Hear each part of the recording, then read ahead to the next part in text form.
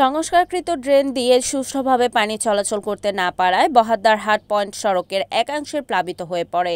দেখার যেন কেউ নেই। জানা যায়, বন্দরনগরী চট্টগ্রামের প্রবেশপথ খ্যাত বহদ্দারহাটে যাতায়াত সড়কের এক পাশে বেশ কিছুদিন ধরে প্লাবিত অবস্থায় রয়েছে, যাতে জন ও যানবাহন চলাচলে চরম দুর্ভোগে পড়েন। ২৬ মার্চ রাতে সরেজমিন পরিদর্শনকালে দেখা যায়, সড়কের ১ কিলোমিটার হয়ে বহদ্দারহাট ত্রিমুখী পয়েন্ট পর্যন্ত ড্রেনের ময়লাযুক্ত পানিতে সয়লাভ হয়। পানির কারণে নারী পুরুষ সহ ছোট বড় যানবাহন চলাচলে নিদারুণ কষ্ট হচ্ছে।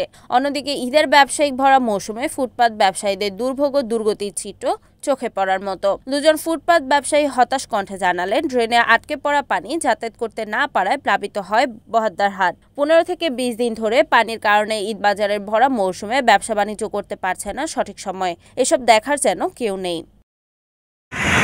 ব্যবসা বাণিজ্য হচ্ছে না, ব্যবসা বাণিজ্য হচ্ছে কেন? পানির কারণে বাবা, পানির কারণে এই রোডটা মানুষ, এই রোডে যে একটা সরকার বলছে কোনো ব্যবসা হচ্ছে না, এই রোডে তো কিছু হয় তাহলে কোনো নামাজ হয়নি। আজকে কয়দিন পানির সমস্যা? আজকে 15 থেকে 20 দিন।